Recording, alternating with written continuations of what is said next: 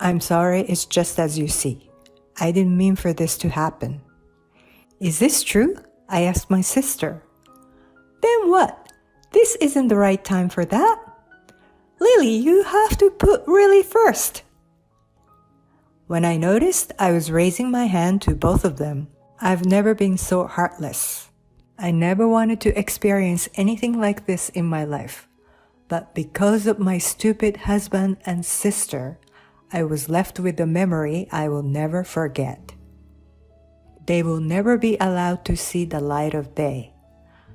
I had promised to pick up my niece, Lily, from preschool that day. My sister had forced me to do it again. Please pick up Lily tomorrow too. Hey, why are you always so urgent? You're stay-at-home wife. You have plenty of time. That's not the point. I can hear my niece coughing on the other end of the line. Is Lily sick? No, she's fine. She was coughing just now. She's fine. Anyway, do me a favor. Just keep her for a while. For how long? A week? What? I'm going abroad. What do you think you're doing? I can't. Oh, well, then I'm leaving Lily at the preschool. Well, if no one's coming to pick her up, she'll stay there. You're a real pain in the ass, you know that. I reluctantly agreed, thinking of my niece. Then I get a call from the preschool much earlier than I was supposed to pick her up. They said they had called me, who was their emergency contact, because they couldn't reach my sister no matter how many times they tried. The doctor told me that my niece, who had a slight fever that day, had lost consciousness and was rushed to the hospital by ambulance. Got the call and rushed to the hospital, but it was too late. I had been married for 6 years and I had no children. Started family planning and fertility control as soon as we got married, but we have had no luck. My sister had a baby 2 years ago, but she and her husband divorced soon after. Since then, she has been pushing me to take care of her child every chance she gets. She says it will be good practice for when I have a child in the future. I have mixed feelings about this, but my niece is cute. And I told my husband that I would take care of my niece again. I'm going to take care of my niece again tomorrow. Can I ask for your help? Tomorrow? Actually, I have to deal with an urgent problem at work. I have to fly there early tomorrow morning. It'll be a business trip. You okay with that?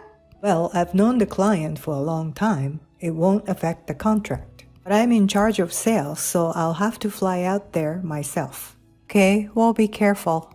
Are you gonna be okay on your own? If it's too hard, I'll go to my parents. I'll be fine. Thanks, have a safe trip. At that time, I thought I just had no luck. Because my niece is very attached to my husband. When I had taken care of her before, she was crying at night and I was having a hard time with it. My husband took her in his arms and calmed her down. So I was confident that my husband would be there if anything happened to her this time. But it's only natural to put work first. I was prepared for exhaustion, and the next day I got a call from the preschool.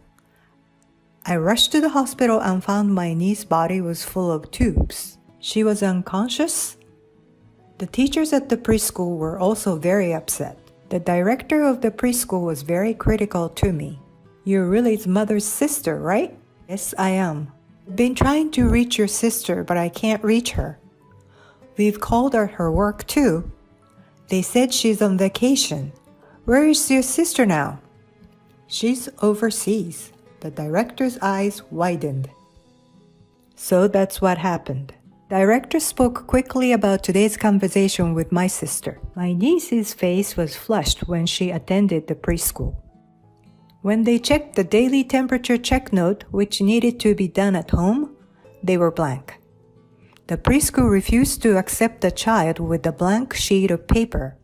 Then they took her temperature this morning. It was 37.8 degrees Celsius.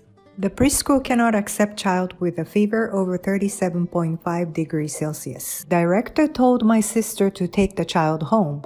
My sister said that the child's temperature was usually high, so there's no problem. She overrode the teacher's attempt to stop her and left the preschool. After that, they tried to contact her several times, but when they couldn't reach her, they called our parents. Parents are working. They're not home during the day. In addition, the only emergency contact information listed was her parents. Teachers were stumped. They found an old emergency contact number that was submitted a year ago, and they had called me. This should never have happened. The director's voice was quiet and trembling because she's in the hospital. There were even a few tears in her eyes. We were looking at my niece. I am so sorry. I'll contact my sister. I apologized to the director and the chaperone and sent them back to the school. Tried to contact my sister right away, but she was disconnected. Called her dozens of times, hundreds of times, but she never picked up the phone.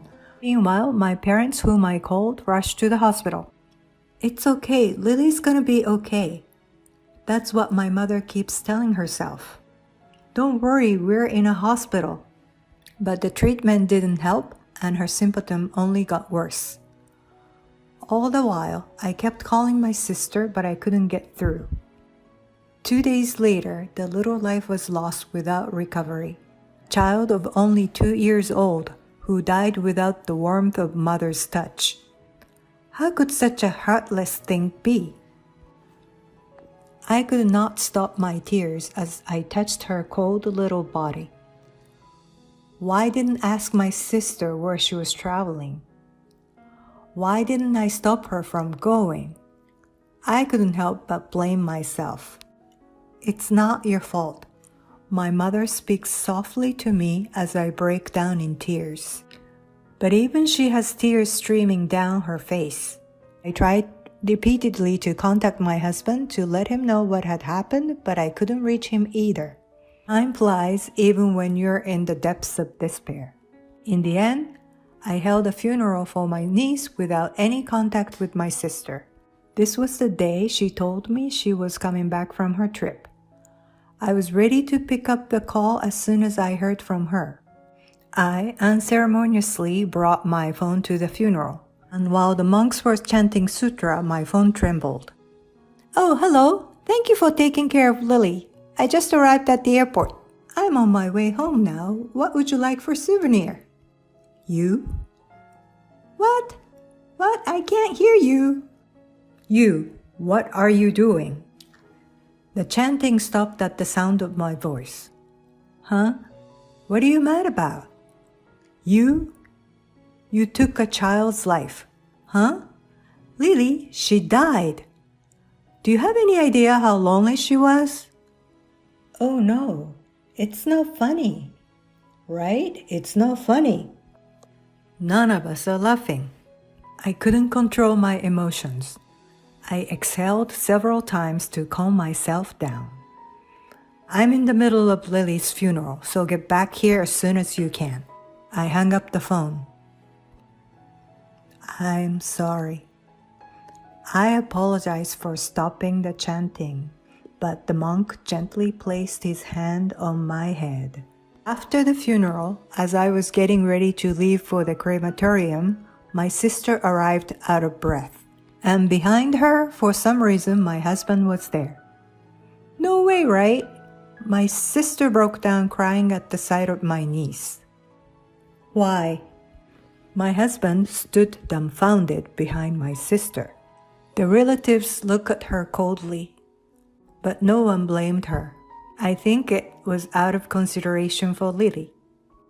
I didn't speak to her or to my husband until after the cremation. I think Lily was waiting for her mother. After the cremation, we went back to my parents' house. And my sister got a lot of blame from my parents. I listened in silence until my eyes fell on their carry-on case. Why were they at the same location? What I saw was a sticker that the airline puts on the handle of the suitcases. They're both coming back from the same airport. My sister spun her mouth and didn't say anything. Then my husband opened his mouth. I'm sorry, it's just as you see. I didn't mean it to be like this. Is this true? I asked my sister. Then what? This isn't the right time for that. Lily, you have to put Willie first. When I realized I was raising my hand to both of them, I didn't let my anger erupt because of their infidelity. It was because I couldn't tolerate their behavior when it comes to my niece. Stop your tears. You have no right to shed tears. You got more than hundreds of calls from me. Why is it so hard to think that something could have happened to your own child at that point? While you two are enjoying your stupid adulterous trouble, Lily suffered and died. You'll be never forgiven for your sin. You should all just die a slow, agonizing death. I'm sorry. You think this is your penance to Lily? You think you're being honest right now, but you're just as guilty. You ignored my call too. You let my niece to die, and you're responsible for it too. Go to hell. My parents didn't stop me. Don't you dare to show your face again. You're not my daughter anymore. I cannot forgive you. Get out of here. Why? Why am I the only one to be blamed? I don't consider you my family anyway. My sister left without my niece's remains. We'll discuss our divorce at a later date. He nodded in silence. He must have been racked with guilt. He gave me everything of our shared asset, and the alimony was paid in full. We divorced after that. You think this is atonement for your sins? You are full. You never get rid of your sins. And my sister and my husband will serve prison time. The director accused them of child abuse. My sister argued her case with a court-appointed attorney, but no one was on her side. My parents and I were put in court, but we told only the truth. As a result, my sister received a 5-year sentence. My husband's case was quickly settled. He knew that my niece had been left in preschool with a slight fever, and he got 2 years in prison. 5 years and 2 years? How can a person's life be compensated with only 7 years? I feel so empty. These two will never be allowed to see the light of day. 6 years has passed since then. I remarried and gave birth to my child. I will never forget my niece, but it's my child who has healed my wounds. I want to be a mother who is always there for my child. They say sin never goes away, so they will carry it with them for the rest of their lives. They deserve it? No, it's still not enough. Human life is precious.